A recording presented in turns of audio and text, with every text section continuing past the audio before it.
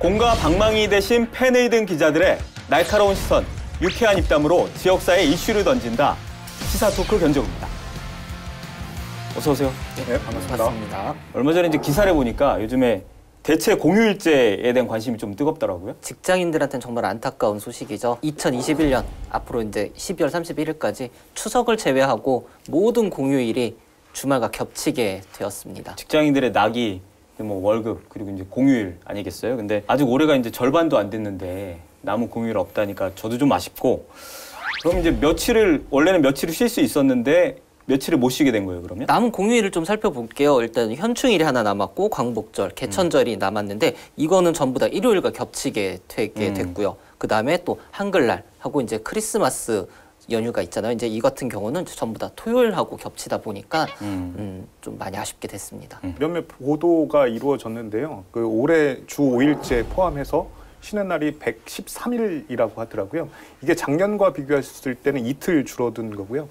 그 재작년과 비교했을 때는 4일 줄어든 일수입니다. 문제는 이제 올해만 이렇게 특별히 이런 케이스가 아니라 내년에도 조금 유사하게 좀 이어간대요. 1월 1일 같은 경우도 토요일이고 그다음에 석가탄신일, 한글날, 그다음에 크리스마스 전부 다 일요일입니다. 언론 보도를 보니까 2023년은 돼야 이제 평년 수준으로 쉰다고 하더라고요. 대체 공휴일제 이제 확대해야 된다. 이거는 뭐 문재인 정부 국정 과제였기도 했고, 그리고 국회에서도 관련 법안이 지금 발의되어 있는 상태죠. 대체 공휴일제 먼저 살펴보면요. 이게 2013년도에 시작된 건데요. 그해 뭐 4월 관련법이 국회를 통과를 했고 11월부터 시작이 됐습니다. 내용은 이런 거예요. 어린이날, 추석 연휴, 설날 연휴를 포함해서 이 기간이 뭐 공휴일과 겹칠 때는 그 다음 비공휴일 첫째 날 쉰다라는 게 대체 공휴일 제도의 핵심인 거고요. 이 지금 어린이날, 설날 연휴, 추석 연휴를 모든 공휴일로 확대하자라는 게 뭐 법안의 핵심입니다. 미국이나 일본에서는 공휴일, 요일 지정제를 시행한다고 하더라고요. 어떤 내용인지 혹시 예상이 되시겠어요? 예를 들어서 5월 5일이 어린이날이 아니고 뭐 5월 몇째 주 금요일을 뭐 어린이날로 한다라는 식이 이제 지금 말씀하신 그 제도인 거고요. 예를 들면 이제 성년의 날 아니면 뭐 선거일 이런 것처럼 몇째 주 무슨 요일, 몇 월 며칠이 아니고 그렇죠. 요일로 지정해서 쉰다. 이걸 우리나라에도 도입을 좀 해보자 이런 얘기가 조금 있는 것 같고 공휴일제 얘기를 좀 준비하다 보니까 사업주가 아닌 이상은 다 좋을 거라고 생각을 했는데 뭐 프리랜서라든지 일용직 노동자분들 같은 경우는 이게 수입이 좀 감소될 수도 있다. 그래서 이거에 대한 우려도 좀 나오는 것 같고요. 그리고 소규모 사업종 같은 경우는 임시공휴일제를 적용하지 않는 곳들도 있잖아요. 그래서 뭐 공휴일제도가 앞으로 어떻게 논의될지는 모르겠지만 이런 분들도 좀 감안을 해가지고 누군가에겐 좀 상대적 박탈감을 주지 않도록 신중하게 결정을 했으면 좋겠습니다. KTX 역세권 R&D 직접 지구 조성이라든가 국립축산재 자원개발부 이전 그리고 뭐 천안역사, 독립기념관 이렇게 굵직한 사업들이 신뢰를 표로 줬다라고 봐야 되잖아요. 그런데 이렇게 많은 사업들이 미진한 상태라는 거는 대선을 나간다 안 나간다 전에 사실 저는 지사님이랑 얘기 나눌 때 한 주제가 충남을 넘어 충청권의 역할은 정책으로 어떤 포지션이 좀 필요할까. 2017년 5월 10일에 출범한 이제 문재인 정부가 이제 임기가 1년도 채 남지 않았습니다. 얼마 전에 선관위에서 문재인 정부의 임기 종료일을 명확하게 발표를 했는데요. 5월 9일이냐 10일이냐를 두고 한동안 좀 논란이 있었는데요. 이게 우리나라 법령상 권리로 인해서 대통령이 선출된 이 상황에 대한 명확한 이 법적 근거가 없어요. 임기 개시일이라든가 아니면 종료일에 대한 게 없는데 어쨌든 우리나라 법령상 대통령의 임기는 5년 이게 정확하게 딱 나와 있기 때문에 요거에 맞춰서 계산을 해서 선관위에서 2022년 5월 9일, 24일로 이제 대통령 임기가 종료된다라고 이제 공식적으로 발표를 했습니다. 네. 참고로 20대 대통령 선거는 내년 3월 9일이고요. 이게 3월 9일인 이유는 그 대통령 임기 만료일 70일 전 첫 번째 수요일 날을 대통령 선거일로 정하기 때문에 3월 9일이 된 거고요. 20대 대통령 선거 사무 일정은 6월 15일부터 시작되고 7월 12일부터 예비 후보자 등록을 받습니다. 그리고 내년 2월 13일과 14일 양일에 걸쳐서 후보자 등록을 받고요. 그 다음 날이 15일부터 선거 운동이 본격적으로 시작됩니다. 저희가 그 문재인 대통령 취임 직후에 당시 이제 민주당 충남도당 이제 대변인이었죠. 김현 도의원하고 같이 우리 지역 충남 지역 공약이 뭐가 있나 한번 짚어본 적이 있는데 그 벌써 이제 4년이나 됐더라고요. 유 기자도 그때 녹화 같이 참여했으니까 그때 충남 지역 공약이 뭐가 있었죠? 기억이 가물가물하더라고요. 어쨌든 찾아봤는데 충남과 관련해서는 총 14가지 공약이 있었고요. 그중에 뭐 천안 아산하고 뭐 연관지어 생각해 보면 천안 아산 KTX 역세권 R&D 집적지구 조성, 그리고 국립축산자원 개발부 이전, 그리고 천안 역사 재정비 사업, 독립기념관 수도권 전철 연장, 그 장항선 복선 전철화 사업, 그리고 중부권 동서 횡단철도 등이 대표적인 공약이라고 할 수 있습니다. 천안 아산을 제외한 이제 나머지 지역에도 좀 대표적인 공약들이 있었는데요. 뭐 일단은 가장 뭐 천안 아산 또 포함되긴 하지만 수도권 규제 완화, 이제 철회, 이제 이런 부분이 이제 가장 대표적이었고요. 그다음에 충남 서해안 해양산업 육성, 그다음에 내포 신도시 황해권 중심도시로의 육성, 그다음에 충청 산업문화철도, 요거 이제 보령선인데 요거 건설 추진, 그다음에 논산 계룡의 이제 국방 산업단지 개발 지원이 이제 대표적인 이제 타 지역의 공약이었습니다. 공약 관련된 얘기 나올 때마다 늘 하는 얘기긴 한데 공약은 하는 것보다는 지키는 게 중요하잖아요. 그래서 어떻게 잘 지켜주고 있습니까? 대표적으로 천안 아산 KTX 역세권 R&D 직접지구 조성 같은 경우, 그다음에 국립축산자원개발부 이전, 그다음에 내포 신도시 황해권 중심도시 육성, 뭐 이런 것들은 지금 일정 부분 진행이 됐거나 아니면 이제 특히 이제 내포 신도시 같은 경우는 혁신도시로 지정이 되면서 이제 좀 이거에 대한 공약이 좀 급물살을 탈 것으로 기대가 되고 있습니다. 반면에 그 철도 관련된 공약은 대체로 진행이 좀 불투명한 상태인데요. 대표적으로 장항선 복선 전철화 사업 같은 경우는 총 121km를 복선 전철화하기로 했던 사업이에요. 그런데 이게 지금 현재 39km만 그 단선 전철화로 추진되는 걸로 해서 상당히 지금 축소가 된 상태고요. 그리고 또 중부권 동서 횡단철도도 국가 철도망 계획에 아직 포함이 되지 않아서 이것도 어떻게 될지 좀 미지수입니다. 또 한 가지 뭐 독립기념관 수도권 전철 연장 같은 부분도 그 지역구의 문진석 위원이 반영을 요구하는 그 정도 수준으로 남아 있습니다. 중부권 동서 횡단철도 같은 경우는 노선이 지나가는 시북의 시군 협력체에서 뭐 건의문도 냈고, 그리고 이제 광역단체장들도 공동 건의문을 채택하기도 했는데, 얼마 전에 그 박상도 시장이 이 자리에 나왔었잖아요. 거기서 이제 언급은 안 했지만 여당 인사들이 얘기하는 것 같아요. 그때 약속한 사람들 다 어디 갔냐, 이런 식으로 비판을 좀 하기도 했었던 것 같은데. 제가 녹화를 했었으니까 이제 그때 당시 기억을 좀 더듬어 보면, 엊그제까지 중부권 동서횡단철도 열차를 이어서 표를 잡아왔던 사람들이 이제 와서 나몰라라 하고 있는 거는 옳지 못하다라고 좀 애둘러서 안타까운 마음을 좀 표시를 했죠. 대통령 공약이라는 게 기본적으로 이제 약속인 거잖아요. 그러면 공약의 대상 지역인 사람들은 그걸 신뢰하고 그 신뢰를 표로 줬다라고 봐야 되잖아요. 그런데 이렇게 많은 사업들이 그 미진한 상태라는 거는 그 국민들과는 약속을 지키지 않은 거고, 그 약속이 때로는 국민 분열과도 좀 이어진다라고 저는 좀 생각하거든요. 예를 들어서 부산 가덕도 신공항이 지금 얼마나 빠르게 추진되고 있습니까? 2월에 특별법이 추진되고 그 5월에 그 하행 법률안이 또 입법 예고가 됐는데, 그런 속도는 진짜 혀를 내두를 정도로 지금 빠른 거거든요.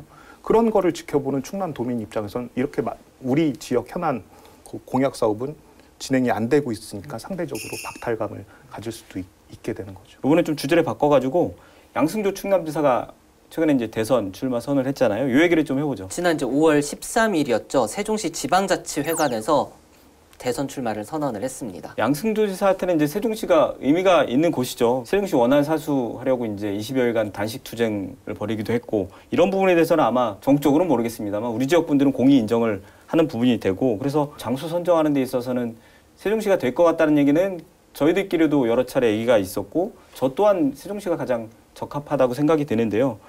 출마 선언문에는 어떤 내용들이 좀 담겼을까요? 양승조 지사의 그 출마 슬로건은 내가 행복한 대한민국이라는 슬로건 아래 그 저출산, 그 고령화, 그리고 양극화, 사회 분열 등 3대 위기를 타파하겠다라고 뭐 이제 선언을 했고요.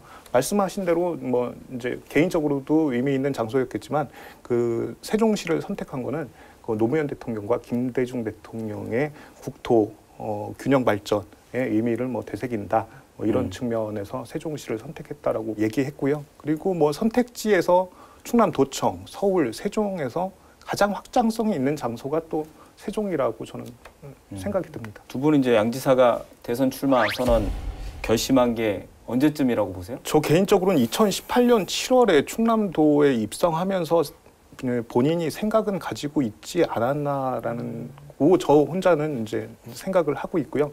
이게 어쨌든 양승조 지사가 본격적으로 이 대선 출마를 거론한 거는 2020년부터인 것 같아요. 그 대다수의 언론과 인터뷰를 하면서 도민들의 원할 경우 출마를 할 수도 있다라는 여지를 계속 남기고 있었습니다. 저도 크게 다르지는 않는데요. 근데 저는 이거보다 시기가 조금 빠르지 않았을까. 이미 이제 국회의원 4선에 성공을 하고 이제 4선 이후부터 사실 이제 충남도지사 출마를 조금 저울질을 하면서 아마 그때부터 좀 이렇게 구체적인 계획은 아니더라도 좀 장기적으로 봤을 때 이제 충남도정을 거쳐가지고서 이제 대선 출마까지 이 플랜을 이미 이제 4선 당선 이후부터 좀 하지 않았나 이제 저는 이제 그렇게 좀 보고는 있습니다. 양 지사뿐만이 아니라 누구든지 대선 도전하는 건 쉽지 않은 싸움이잖아요. 그런데도 불구하고 양 지사가 대선 출마하겠다 이렇게 결심하게 된 배경은 어디에 있을까요? 대외적인 충남의 환경과 양승조 도지사의 개인적인 정치적 입지 두 가지를 좀 봐야 될 것 같은데요. 말이 좋아서 충청권이 캐스팅 보트 역할을 했다라고 대선에서 얘기는 하지만 사실상 이제 여야가 그냥 표를 나눠 가진 지역이었던 거죠.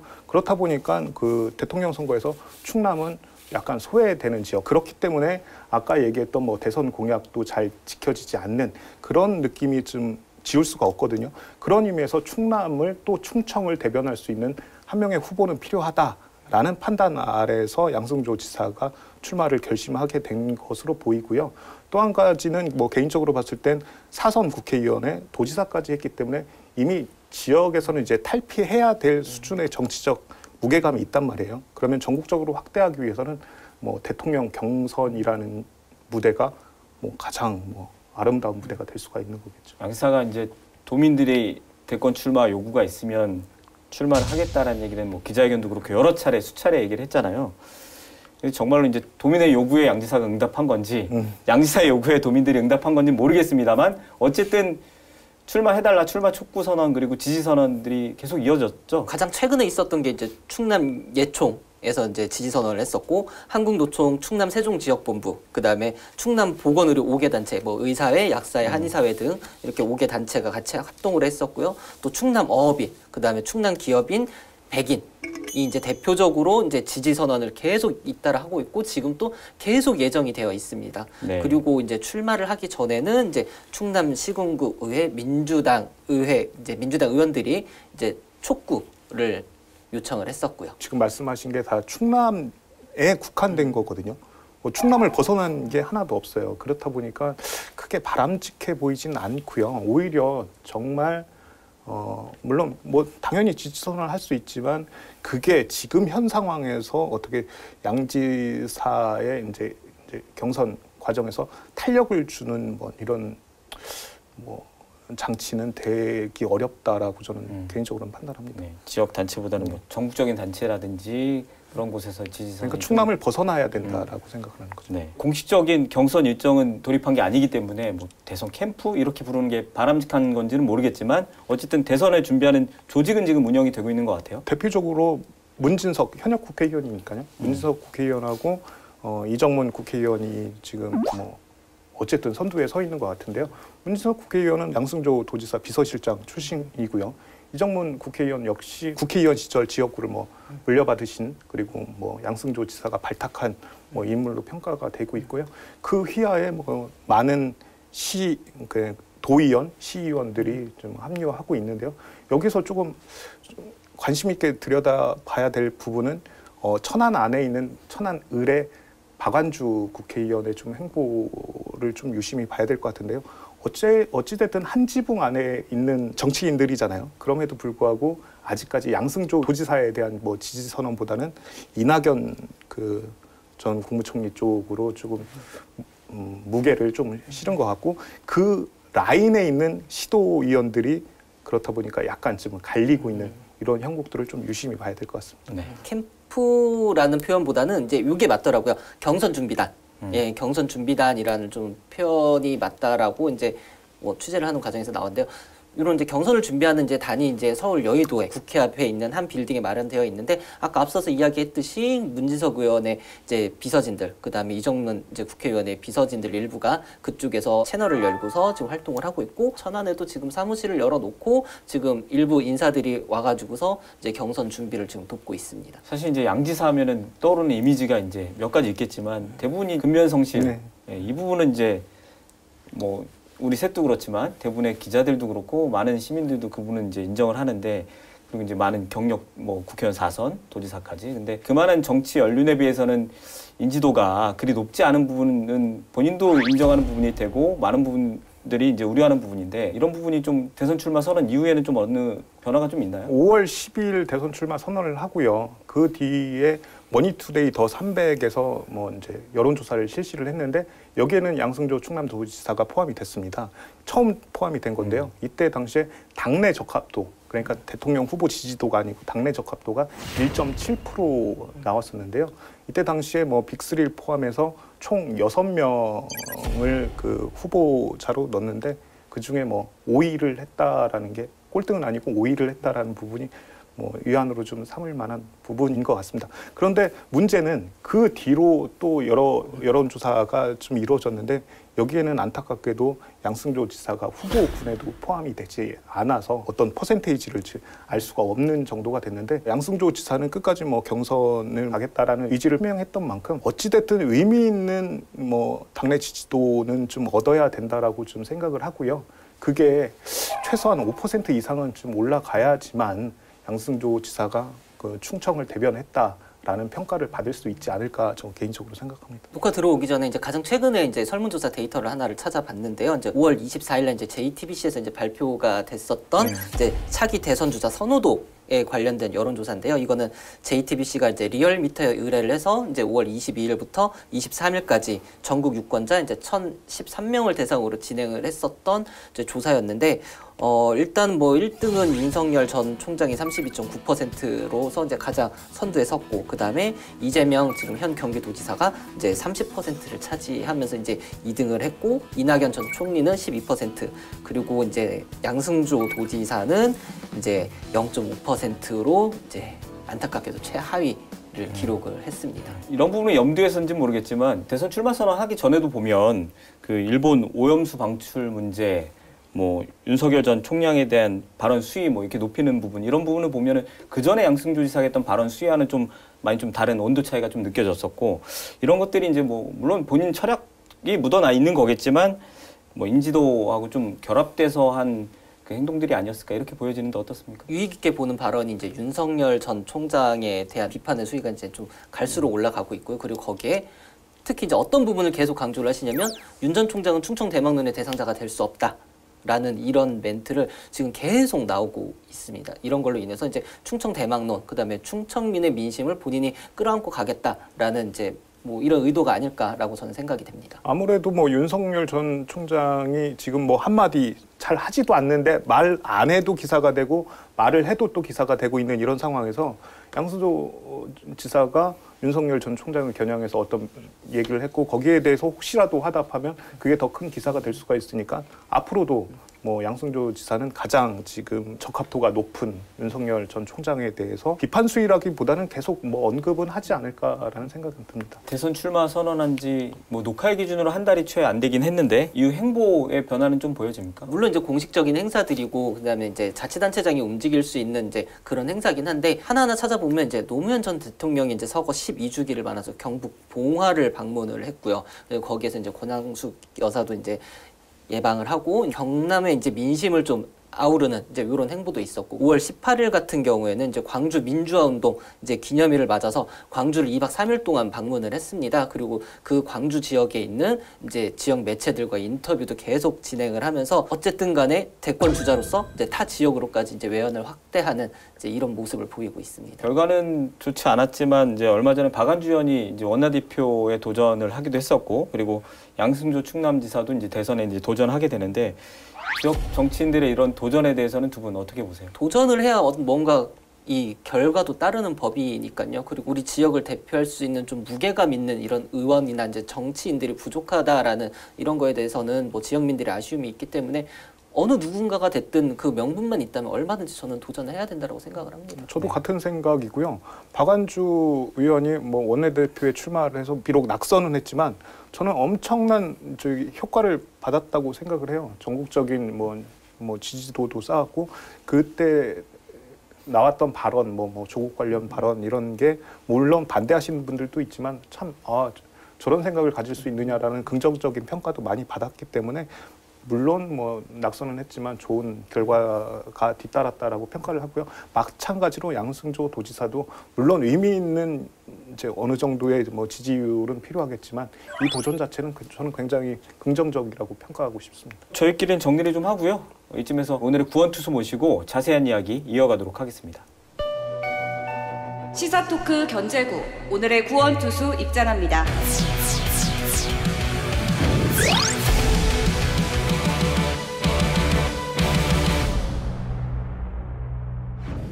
김영수 전 충남도청 비서실장 나오셨습니다. 어서 오세요. 반갑습니다. 반갑습니다. 네.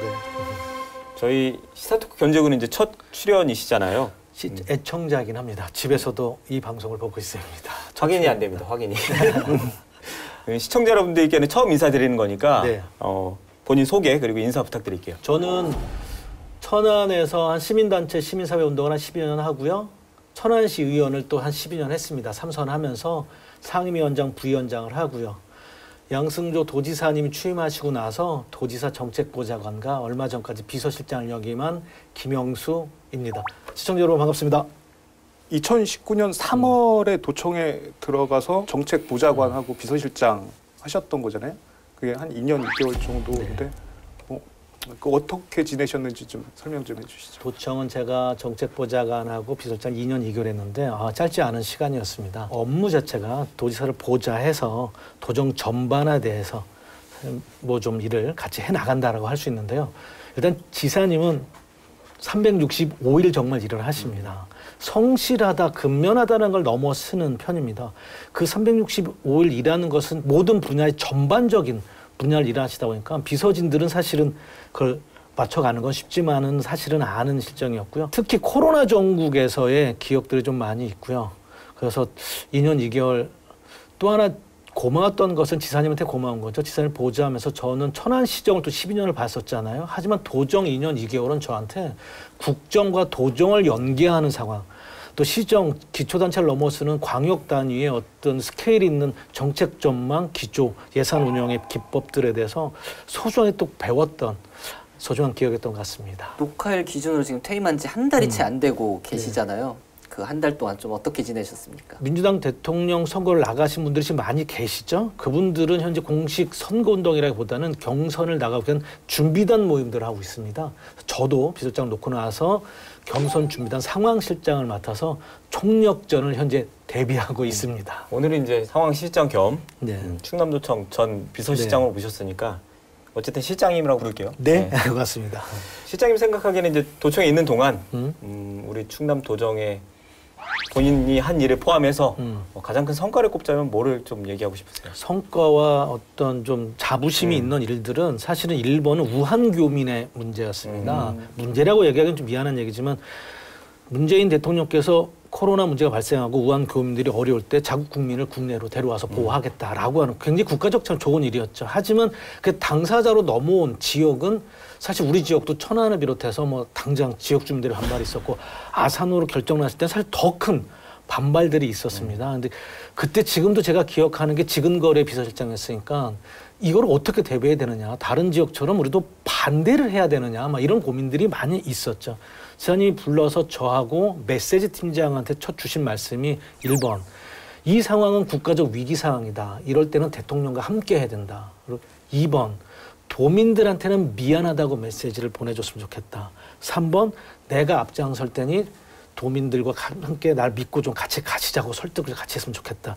요 세 가지를 주셨어요. 그게 왜 저한테는 보람이었냐 하면 그때까지는 코로나를 나만 조심하면 돼. 우리로 오면 안 되라고 하는 이기적 관점이 있었다면 지사님이 그러고 바로 아산에 도청 생질이 처음일 거라고 생각되는데 도지사 직무실을 옮겨서 20일을 넘게 있었습니다. 저도 그때. 그래서 경로당을 도지사 직무실로 비어있던 호프집을 빌려서 거기를 저기 공무원들 회의실로, 그다음에 농가를 하나 빌려서 사모님과 같이 주무시면서는 저 일명 공간 관사로 이렇게 20일을 보내면서 20일이 끝났을 때는 그 달걀 던지면서 그 맞았던 지사님한테 플랜카드 써서 붙이고 박수 쳐주면서 고맙다라고, 그리고 고생했다라고 하고, 사실은 그걸 기점으로 전국적으로도 우한교민이나 코로나 문제를 국가적 위기 상황이 단결해서 극복하자고 하는, 전 그 계기점을, 전국적 계기점을 우리가 좀 만들었다고 하는 사실 제일 큰 자부심이죠. 두 번째로 본다면 저는 혁신도시가 있습니다. 만들 때도 어려웠지만 100만 서명 운동을 이끌어가면서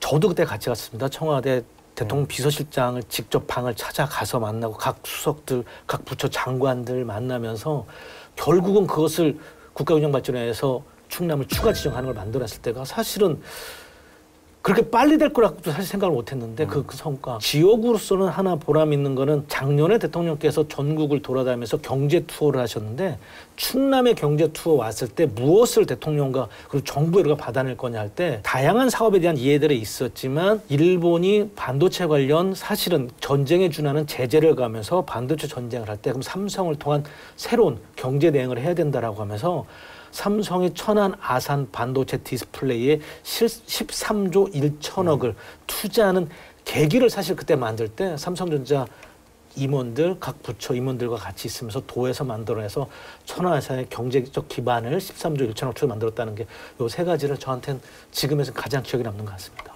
반대로 아직 지사님은 계시지만 비서실장으로 계실 때 이 부분은 좀 해결했으면 했는데 이게 좀 안타깝다, 아쉽다, 뭐 그런 대목도 좀 있을까요? 미진한 거 사실은 몇 개가 있는데, 첫째는 KBS 충남 방송국입니다. 이건 뭐 남 없으니 달라가 아니라 KBS 충남 방송국은 재난주간 방송사인데 저희는 대전, 충남, 세종으로 쓰면서 충남만 유일하게 재난방송 주관사가 없는 거나 마찬가지입니다. 충남 방송국을 만들어야 되는 문제.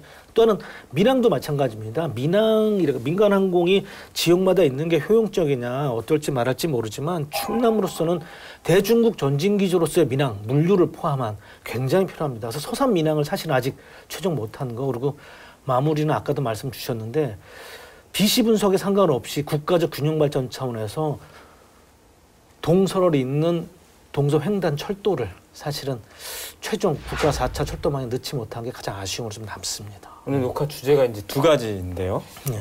첫 번째 주제는 이제 문재인 대통령 충남 지역 공약 이행이 이제 잘 되고 있는지에 대한 얘기입니다. 이제 여당 소속으로서 도지사를 모셨고 여당 소속도 정치인이었으니까 네? 저는 객관적인 평가를 못 하실 거라고 생각을 하고, 그런데도 불구하고 우리 충남의 입장에서 봤을 때, 충남의 비서실장으로 이제 근무하셨던 분의 입장에 봤을 때 우리 현 정부에 대해서 몇 점 정도 주고 싶으세요? 가제는 개표될 수도 있을지 모르지만 저는 90점 정도는 주고 싶다.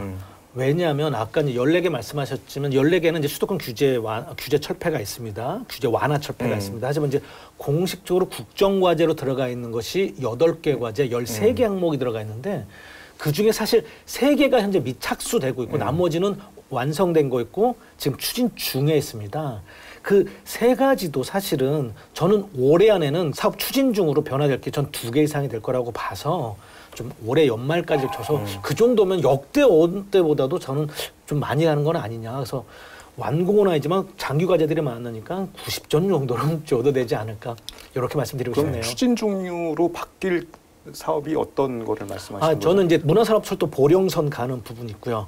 그다음에 논산의 국방상당도 진입로도 마찬가지입니다. 그리고 이제 이거는 추진이 아니라 목전에 와 있는 건데 동서횡단 우리 지금 철도는 4차 철도망에 들어가지는 않았지만 그 검토 과제 4가지로 지금 선정이 되어 있습니다. 그 선정되지 못한 것들도 엄청 전국적으로 많습니다. 근데 그 위에 올라와 있기 때문에 조금만 더 노력한다면 일정 정도 구간을 먼저 끊어서라도 가는 추진으로 난 돌아갈 수 있지 않을까. 그리고 도는 그렇게 노력하고 있을 거라고 생각합니다. 방금도 뭐 공약 사업, 국정과제 얘기를 해주셨는데 정당의 대통령 후보의 공약으로 선정되는 거, 그리고 이제 대통령이 취임이 돼서 국정과제로 선정되는 것도 굉장히 어려울 거란 말이에요. 많은 지역 현안들이 워낙 많다 보니까 그런 과정이 또 어떻게 되고 어떻게 또 선정을 하게 되는지도 궁금한데 어떻습니까? 크게 보면 공약화하는 사업들이 되게 중요합니다. 그럼 공약을 대통령을 어떻게 집어넣을 거냐라고 하는 경상도, 전라도, 충청도, 강원도, 경기도, 서울도 마찬가지지만 유력 후보들이 지역적 과제, 당연히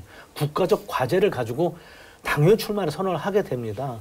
그런 것들을 그 당에서 누군가가 만약 최종 후보가 된다면 거기서부터 먼저 걸러서 주요 현안들을 모읍니다. 왜? 그 지역에 잘하는 사람이 그런 공약을 냈다는 건 그만큼 절박성이 있고 도민들이나 시민들의 요구가 있기 때문에 당연히 먼저 하죠. 그런 것들을 모아서 당연히 당내에서 주요한 유력 후보들이 냈던 것들을 공약화하고 또 그 지역, 충남으로 따지면 충남도당, 그건 각 당이 마찬가지겠지만 당에 요구를 하게 됩니다. 하지만 대선 후보도 없이 그냥 당에서만 올린다면 사실은 그건 굉장히 약할 겁니다. 이 자리에서 제가 이런 말씀까지 드리긴 뭐하지만 호남이나 영남은 이걸 너무 잘 이용하는 지역이죠. 지역 발전 사업에. 가덕도도 마찬가지고요. 지역의 현안 사업들, 연육교 호남의 사업들부터 시작해서 그걸 너무나 잘 만들어내죠. 충남은 사실은, 아니 충청은 그런 거에 너무 약해왔던 것이 사실입니다. 그래서 이런 부분들은 좀 더 강력하게 만들어갈 필요가 있다.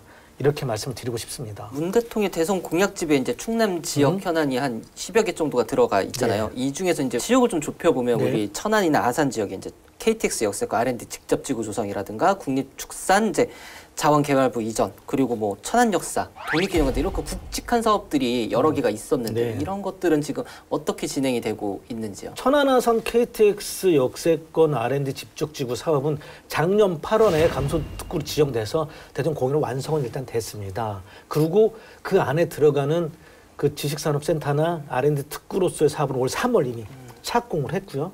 그 충남 지식산업센터를 그 안에 또 둘 겁니다. 12,000평 정도 되는 규모로 하고 예산은 한 340억 정도인데 지금 추진하고 있고요. 완성도는 내년까지 말로 완성을 목표로 하고 있으면서 운영 주체는 충남과학기술진흥원이 운영 주체로서 지금 만들어가고 있다. 이렇게 좀 말씀 좀 드리고요. 국립축산자원개발부, 일명 종축장이죠. 종축장 관련해서는 2018년 이제 지금 들어오고 8월에 그 한 평으로 일단 가는 것은 확정을 받아냈습니다. 발전은 냈는데 이 부지를 어떻게 할 거냐에 대해서는 국유재산 토지개발 선도사업 선정 및 사업계획 수립 용역이라는 게 있습니다. 이것을 지금 LH가 추진 중인데 거진 선정이 될 것 같습니다. 이것이 선정되면 그거에 따라서 혁신파크를 조성하는 사업으로 MOU를 작년 12월에 맺어서 준비 중에 있습니다. 또 다른 비전과 미래를 만들어가지 않을까 좀 생각을 해봅니다. 또 주셨던 천안역 문제는, 천안역은 더 잘 아시겠지만 지금 제가 의원한 지가 15년이 넘었으니까 그 전에 그때부터 나왔는데 지금 아직도 안 되고 있습니다. 민간 복합 개발 방식으로 왔었는데 천안역은 아시겠지만 전국적으로 KTX 역설 빼고는 인구 이용량이 제일 많은, 일일 작년에 3만 명 정도로 제가 알고 있습니다. 이 정도 되면 지금 협소한, 지금으로 이용하기는 또 천안의 관문으로 보기에도 너무 협소하죠. 작년 말로 문진석 의원님이 국토위 상임위에서 10억을 포함해 15억 원의 설계비를 만들어 놓은 걸 알고 있습니다. 설계비로 15억은 굉장히 큰 돈입니다. 그래서 저는 그걸 기반으로 천안 역사를 새롭게 조성해서 시민들에게 편리하게 이용될 수 있도록 새롭게 좀 가야 된다. 그래서 그 정도 좀 진행되고 있다는 좀 말씀을 드리고요. 네 번째가 이제 중부권 동서횡단 철도에 관한 이야기입니다. 중부권 동서횡단 철도가 사실은 독립경까지 이어지는 우리 전철로 이어서 독립관 연결하자라고 사업은 두 개는 붙어 있는 사업이라고 볼 수도 있습니다. 아까 말씀드렸던 세 개 외에 이 사업은 저는 의지를 갖고 목표식을 정확히 하고 정부랑 저는 부딪혀야 된다. 왜? 중부권 동서횡단 철도 사업을 BC로 뭐 BC가 0.2다, 0.4다, 1에 한참 미만해서 못 나온다 얘기하고 있지만 이것을 BC적 문제가 아니라 종단축에 그 많은 철도와 그다음에 고속도로들이 있지만 횡단축이 없는 상황에서 수도권, 중부, 남부로 나눴을 때 BC 분석 1이 나오려면 모든 횡단축은 서울 경기를 경유하는 선밖에는 나올 것이 없다. 이렇게 가서는 되지 않는다. 이 문제는 중부권 동서횡단 철도는 BC를 넘어서 국가 균형 발전 차원에서라도 도가 그렇게 요구하고 반드시 만들어 갈 거라고 믿고 있습니다. 여러 가지 사업 얘기해 주셨는데 뭐 공약 사업이든 아니든 충남 도민들이 잘 모르실 수도 있으니까 이런 것들도 사실은 더 있는데 좀 소개해 줄 만한 사업들이나 뭐 있으면 얘기를 좀 해주시죠. 천안으로 봐서는 도에서 가장 저도 있을 때 신경 썼던 게 천안시 외곽순환도로를 내는 겁니다.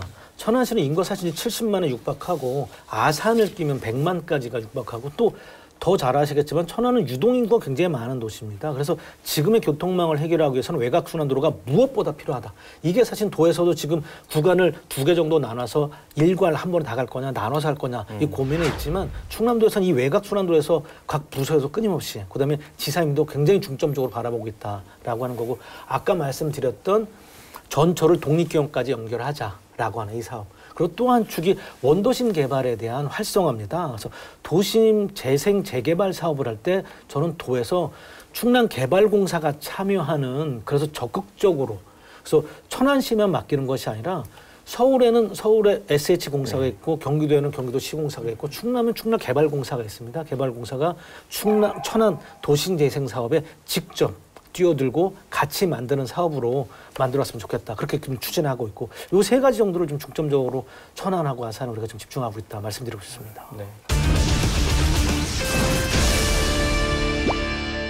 양승조 지사 대선 출마 얘기로 이제 넘어가 볼게요. 네. 아마도 지사께서 대선 출마하겠다라는 결정 과정에서 가장 가까운 곳에서 바라보셨을 텐데 어떤 마음으로 좀 보셨어요? 지사님을 옆에서 본 저로서는 일단 개인적으로는 지사님의 고민의 깊이 출발점은 사실은 책임감하고 사명감에 있다. 저는 이렇게 보고 있습니다. 무슨 뜻이냐면 지사님이 그동안 4선을 하셨죠. 그다음에 보건복지 국회에서 상임위원장을 하셨고 당에서도 선출직 최고위원을 하고 사실 도지사까지 오셨어요. 이 모든 건 국민들, 도민들이 사실은 다 성원해서 왔는데 본인이 정치 활동하면서 느꼈던 것들이 있습니다. 이거에 대해서 본인이 이제 내가 한 번을 더 하는 2번을 더 하는 이런 선출직의 고민이 아니라 무언가 보답해야 된다라고 하는 사석에서도 공석에서도 공직자들과 얘기할 때도 이런 것들에 대한 뉘앙스를 많이 느꼈고요. 그런 것들의 발현으로 말씀도 하셨지만 많은 분들을 만나러 다니셨어요. 그래서 현장에 있는 우리 도민들, 시민들도 많이 만나셨지만 그런 고민의 깊이에 있어서 제가 알기로는 일정을 제가 잡으면서도 문인상 전 국회의장님이나 이해찬 전 당대표님이시나 이런 유력한 분들을 만나면서 대선에 대한 고민들이 자연스럽게 저는 오지 않았나 옆에서 그렇게 보고 있습니다. 고민은 언제부터 시작했고 저희들끼리 얘기는 뭐 한 1년 전부터 거기에 대해서 저울질은 하지 않았겠냐라고는 저희들끼리는 얘기를 하는데 정확한 시점은 어떻게 될까요? 비서실장 왔을 때 그런 말씀을 나눴었거든요. 대선을 나간다 안 나간다 전에 사실 저는 지사님이랑 얘기 나눌 때 한 주제가 충남을 넘어 충청권의 역할은 정책으로 어떤 포지션이 좀 필요할까. 도지사로서 충남도 있고 충청도 있는데 저는 이제 큰 선거를 앞두고 봤을 때 큰 선거에 서울, 경기, 뭐 진짜 대구, 부산 뭐 다 광주, 전남까지 얘기가 나올 때 강원도까지 나올 때 충남의 포지셔닝은 어떻게 고민해야 될까요? 라고 하는 것들 제가 질문 던진 적도 있고 그럼 충남 도민들은 과연 누가 대변해 줄 거냐? 그래서 도지사가 충남이 아니라 충청은 또 그럼 누가 또 대변해 줄 거냐? 다른 지역들은 아까 공약 때 얘기했던 것처럼 지역의 이야기를 모으고 그것을 국가 의제화해서 더 나은 미래를 만들자고 얘기할 때 만약 충남의 아무도 이런 얘기를 안 한다면 이건 좀 저는 문제가 아닐까요라고 사실 의문점도 던졌고 지사님도 그런 고민들을 하고 계셔서 그게 한 1년 정도 시점 거진 맞는 것 같습니다. 이제 그런 논의 속에 아까 제가 말씀드렸던 지사님도 본인이 지사 아니면 선출직 이런 개념이 아니라 무언가 느꼈던 것에 대한 보답 그리고 무언가 국가를 위해서 내가 뭘 해야지라고 하는 고민들이 그때쯤 가장 많이 무르익지 않았나 생각을 해봅니다. 어쨌든 출마 선언은 하셨고요. 그러면 이제 고민을 좀 해야 되는 부분이 그 어떤 후보들보다 지금 출발점이 가장 뒤에 뒤처져 있다라는 여론조사의 결과들이 계속 나오고 있어요. 충남을 제외하고는 인지도도 많이 부족한 건 사실이고요. 앞으로 이런 것들은 좀 어떻게 극복해 나가실 예정이신가요? 하나 말씀드리고 싶은 거는 이건 중국에 있지만 중원의 역사는 늘 변방에서 시작됐다. 이렇게 얘기를 하죠. 중원에서 중원의 역사를 창출하기보다는 다 변방에서 새로운 중원의 역사가 창출됐듯이 우리도 마찬가지로 생각을 합니다. 당의 출발이 한 번에 높은 사람은 없다고 생각합니다. 지금에 있는 1등하고 있는 이 지사도 과거에는 이미 굉장히 낮은 수치에서 좀 기초단체장이 몰라와 홀대까지 받았던 시절이 사실 있었죠. 저는 만들어가는 과정 그리고 그가 제시하는 국가적 의제 그리고 그가 그것을 정말 증명할 수 있냐 하는 능력 이것을 알아봐주는 시간 이것이 같이 갈 거라고 봅니다. 물론 지금 굉장히 작은데요. 전 이 출발이 1%에서 5%, 5%에서 10% 넘어서는 새로운 장도의 과정에 이제 시작이라고 봅니다. 5월 12일 날 우리가 출발을 했는데요. 선언을 하고 좀 더 지켜봐 주시면 가는 과정에 성과를 좀 보여드리고 싶다. 앞으로 경선 룰이 어떻게 진행될지도 모르겠지만요. 어쨌든 뭐 컷오프. 그러니까 너무 우울하게 이게 끝나버리면 그냥 컷오프 그냥 너무 쉽게 이렇게 떨어지시면 그때는 좀 어떻게 뭐 대책이 좀 있으실까요? 그렇게 가기 전에 선거의 장은 왜 성은 축제의 장이라고 하잖아요. 축제 장의 이유는 1등한 사람만 축제가 아니라 모두의 축제라고 하는 이유는 그 선거의 장에 나오는 이야기들의 미래가 있기 때문입니다. 저는 지사님이 나와서 나 나왔으니 표 주세요 이렇게 한 게 아니잖아요. 지사는 무엇을 얘기했습니까? 저는 지사가 출마 선언문 했듯이 내가 행복한 대한민국을 얘기했어요. 지사가 그렇게 얘기한 이유는 우리 도정 아젠다가 저출산, 고령화, 양극화 세 개를 가지고 있습니다.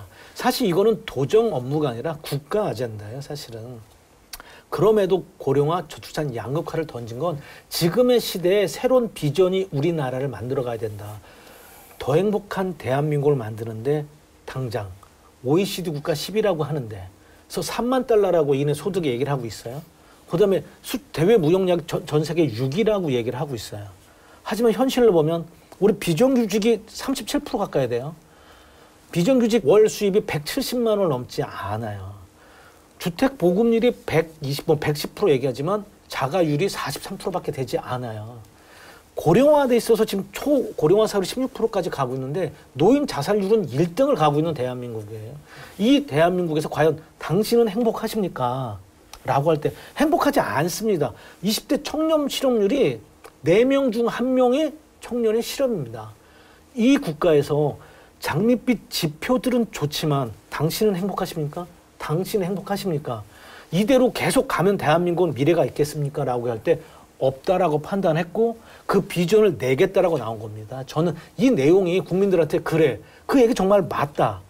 당신한테 이 비전을 보겠다고 하는 분들은 표를 줄 것이고 그렇지 않은 사람들한테도 이 미래는 반드시 만들어 가야 된다라고 하는 그런 꿈을 주고 희망을 준다면 전 그 안에서 몫이 있고 비전이 있고 그 대선에 출마한 의미가 있다. 그래서 그것이 의미만이 아니라 저는 당연히 국민들이 알아주고 더 나은 컷오프를 넘어 본선 경쟁력 있는 것까지 가겠다라고 하는 희망이 있다라고 말씀을 좀 드리고 싶습니다. 최근에 이제 출마 선언 전후로 해서 윤석열 전 검찰총장에 대한 비판의 수위가 조금 계속 올라가고 있어요. 특히 충청 대망론을 언급할 수가 없다라는 인터뷰가 계속 나오고 있는데 뭐 특별히 이렇게 윤 전 총장을 겨냥한 이런 스피커가 나오는 이유가 있나요? 윤석열 총장이 충청도가 고향이다. 이제 이렇게 아버지가 고향이다. 지지율이 좀 많이 나오고 있는 건 사실입니다. 저는 지사님도 얘기했지만 어처구니 없는 거고 정치를 왜곡할 수 있다라는 겁니다. 윤 총장을 개인을 공격하는 게 아니라 그런 식으로 지역의 대표 주자처럼 만들어서 정치의 힘을 실어주는 것은 정치를 심대하게 왜곡할 수 있다라고 하는 것입니다. 제가 이런 얘기의 예를 한번 들어볼까요? 이거를 어떻게 볼지 모르지만 저는 김씨입니다. 경상도 분들 만날 때 제가 아유 경상도 사세요? 저 할아버지도 경상도 사세요? 그러면 아니 그래 반갑네. 어디 사셨는데? 아 경주 사셨죠? 그러면 언제? 그러면 아니 김씨가 경순왕자손인데 다 경상도지요 저희 할아버지가. 전라도요? 아니 전라도 우리 할아버지 전라도 사셨어요? 그러면 아니 김 의원이 전라도 살았었어? 언제? 우리 할아버지가요 영광 김씨입니다. 본이 영광이니 아니 할아버지 전라도 사셨죠. 대전 저희 집사람입니다. 정치인이 이런 식으로 이렇게 붙여서 민심을 왜곡하는 것은 정치 현상을 심대하게 왜곡할 수 있다라고 하는 저는 윤석열 총장을 일부 국민의힘 인사들이 그런 식으로 반향으로 충청에 있는 국민의힘 분들의 정책 기반으로 삼으한다고 하는 것은 도의도 아니다. 이거 어처구니 없는 짓이다. 이런 면에서 저는 그런 논평이 나가고 우리 좀 알고 가자. 그리고 정직하게 그리고 기반해서 지역을 기반하면 지역민을 대변하고 지역민을 노력하고 그러고 나서 거기에 대해서 판단과 평가를 받자라고 하는 당연한 이야기라고 생각을 합니다. 예.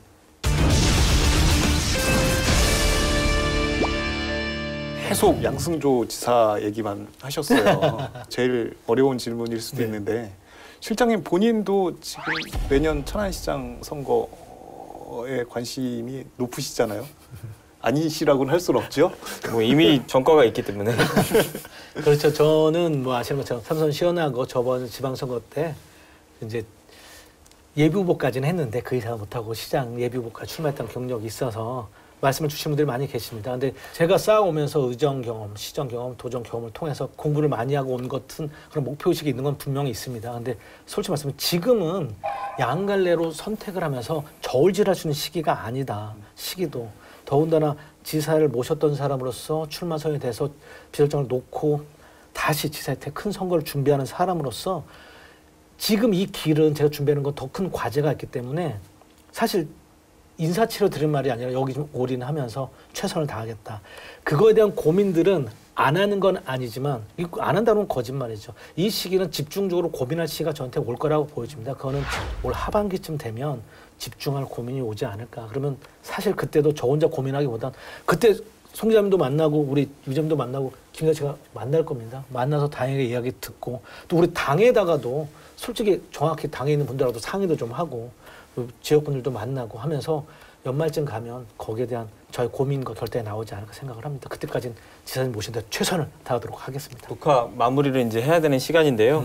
여러 가지 말씀을 주시긴 했는데 그래도 마지막으로 시청자 여러분들께 한 말씀 하시고 정리를 하시죠. 영승도 지사님이 민주당을 대표하는 대통령 후보로 출마를 하셨습니다. 아직 사실은 모르는 분들도 계실 수 있다고 생각합니다.